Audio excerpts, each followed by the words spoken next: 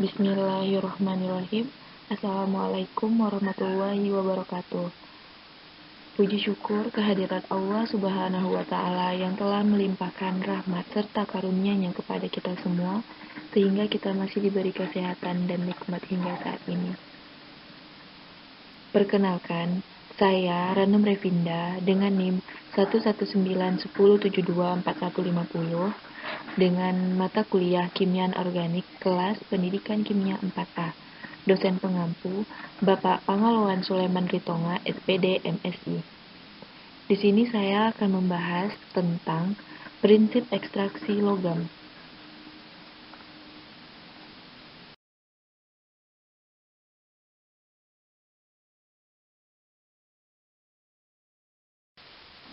Selanjutnya, kita akan membahas tentang definisi dari ekstraksi. Yang mana ekstraksi itu adalah suatu proses pemisahan suatu zat dari suatu campuran. Dan dengan demikian, ekstraksi logam dapat dimaknai sebagai pemisahan suatu logam dari sumbernya yang biasanya berupa biji. Ekstraksi logam ini memiliki istilah lain yaitu metalurgi, yang maksudnya adalah ilmu yang mempelajari sifat-sifat kimia dari logam dan cara memanfaatkan logam untuk kegunaan sehari-hari.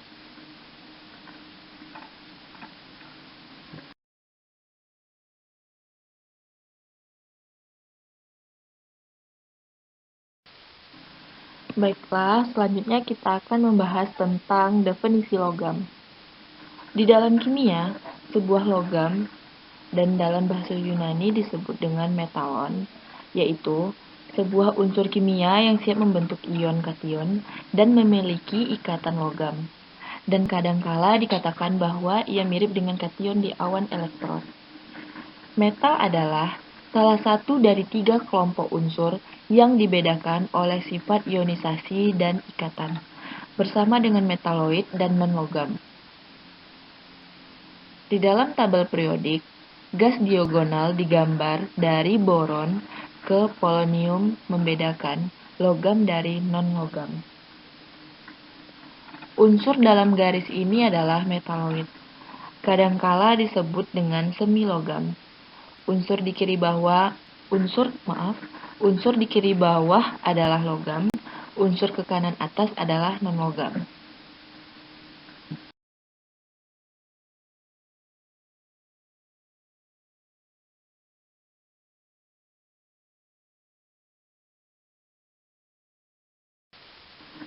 Selanjutnya pada slide 4 ini, kita akan membahas tentang sebaran logam di alam. Hasil pengukuran geofisika menyatakan bahwa kerapatan bumi makin tinggi dari permukaan hingga bagian dalam. Sebaran material di dalam bumi disimpulkan melalui data penjalaran gelombang seismik. Logam banyak ditemukan di alam dalam bentuk senyawa, kecuali logam yang sangat tidak reaktif yang disebut dengan logam mulia. Semua logam di alam terbentuk senyawa yang selalu bercampur dengan bahan-bahan yang tidak dikehendaki yang disebut dengan batu reja. Campuran ini disebut dengan mineral dari logam. Mineral yang digunakan untuk pemisah unsur secara komersial yang disebut biji. Biji tersebut ada yang bebas dan ada yang asosiasi di alam. Pengertian dari biji itu ialah mineral yang digunakan sebagai bahan pembentuk secara komersil. Dan contoh biji yang umum yaitu oksida, sulfida, halida, silikat, karbonat, dan sulfat.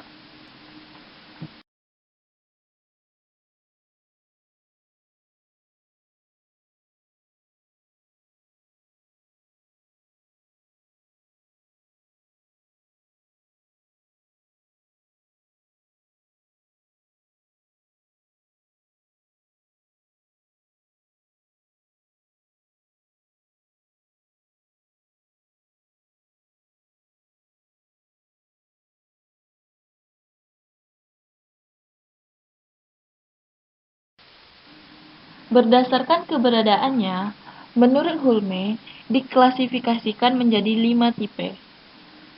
Yang pertama, logam tipe 1. Logam-logam yang sangat elektropositif ditentukan dalam atau sebagai garam-garam dapat larut sebagai klorida, karbonat, dan sulfat. Logam tipe 2. Logam alkali tanah yang elektropositif ditentukan sebagai karbonat dan sulfat yang tidak bisa larut. Logam ketiga, logam ini juga elektropositif, tetapi kurang elektropositif dibandingkan dengan tipe 1 dan tipe 2. Sumber logam ini dalam bentuk oksidasi dan campuran oksida. Logam tipe 4 ditemukan pada umumnya sebagai sulfida dan sedikit mengandung oksida. Ekstraksi dengan reduksi dengan C, CO, dan H2.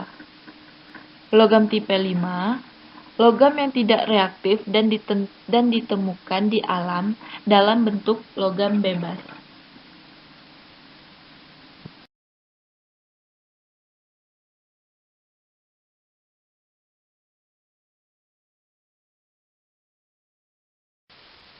Selanjutnya kita membahas daerah penghasil logam di Indonesia. Indonesia memiliki sumber kekayaan alam berupa logam yang amat banyak. Pemanfaatan bahan galian berupa logam adalah langkah positif yang tak terhindarkan untuk mencukupi kebutuhan manusia. Sejak zaman dahulu kala, sumber daya alam yang berupa logam banyak dimanfaatkan manusia untuk keperluan hidupnya, baik logam yang ferrous maupun non-ferrous. Dengan mengetahui info persebaran barang tambang berupa logam ini, diharapkan menjadi informasi berguna untuk keperluan pendidikan, bisnis, maupun yang lainnya. Yang pertama, daerah penghasil logam di Indonesia yaitu daerah penghasil aluminium berada di Papua. Aluminium adalah logam putih perak, ringan, dan mulur. Aluminium digunakan untuk peralatan dapur, peralatan rumah tangga, mebel, dan lain-lainnya. Yang kedua, daerah penghasil bauksit. Maksud saya bauksit. Bauksit adalah bahan baku aluminium. Tambang bauksit terdapat di Pulau Bintan yang berada di Riau dan Singkawang yang berada di Kalimantan Barat. Selain itu, terdapat pula di Kalimantan Tengah. Yang ketiga, daerah penghasil biji besi. Yang pertama ada di Cilacap, di Jawa Tengah, Cilegon, di Banten, Gunung Tegak, di Lampung, Langkabana, berada di Sulawesi Tengah, dan lainnya. Yang keempat, ada daerah penghasil emas dan perak yang berada di Bengkalis, Sumatera, Bolang Mangondo, Sulawesi Utara, dan Cikoto di Jawa Barat, serta Logas di Riau. Yang kelima, ada daerah penghasil nikel. Nikel banyak terdapat di Kalimantan Barat, Maluku, Papua, Sulawesi Selatan, Sulawesi Tengah, dan Sulawesi Tenggara.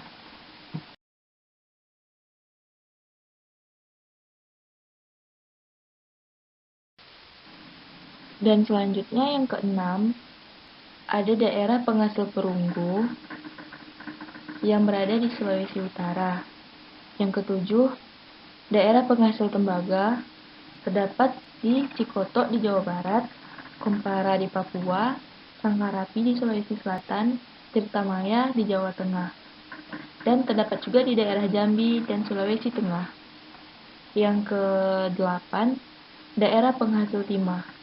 Yang pertama ada di Bangkinang, yaitu terdapat di Riau, Dabo di Pulau Singkep, Manggar di Pulau Belitung, dan Sungai Liat di Pulau Bangka. Pabrik pelabuhan biji timah terdapat di Muntok, yaitu di Pulau Belitung.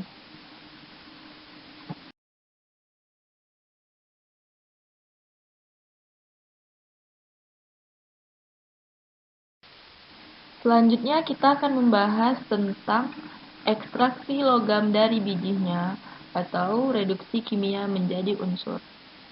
Proses ekstraksi logam dapat dibagi menjadi 3 macam, yaitu yang pertama pirometalurgi, yang kedua hidrometalurgi, dan yang ketiga elektrometalurgi.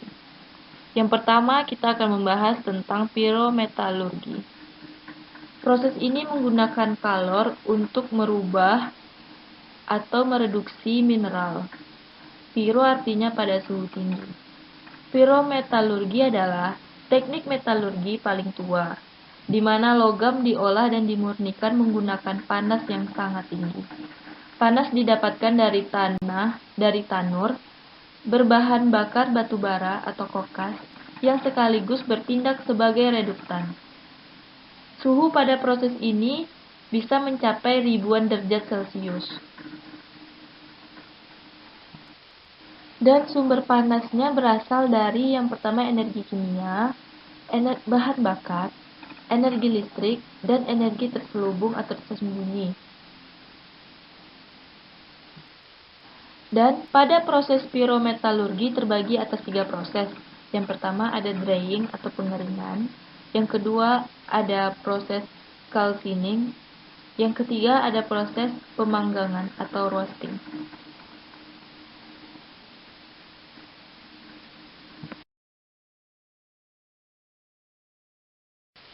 Proses yang kedua yaitu hidrometalurgi. Hidrometalurgi merupakan cabang tersendiri dari metalurgi. Secara harfiah, hidrometalurgi dapat diartikan sebagai cara pengolahan logam dari batuan atau bijinya dengan menggunakan pelarut berair.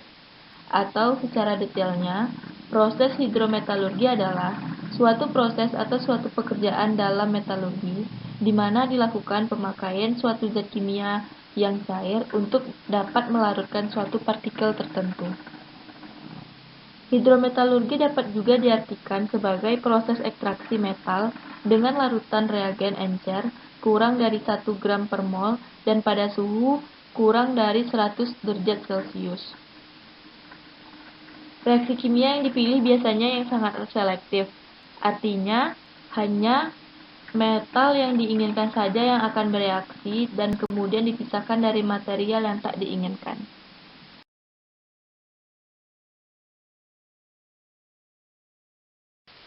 Proses yang terakhir yaitu elektrometalurgi. Elektrometalurgi seperti namanya yaitu pengolahan biji logam menjadi logam murni dengan cara elektrokimia.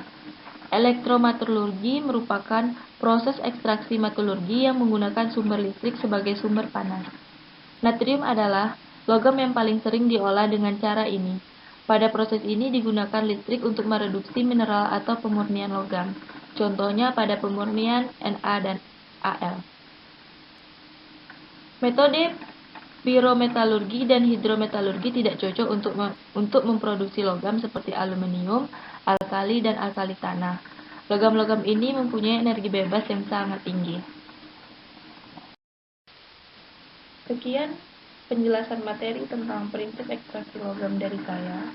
Apabila ada kekurangan dan kesalahan kata, saya mohon maaf, dan saya tutup dengan wassalamualaikum warahmatullahi wabarakatuh. Terima kasih.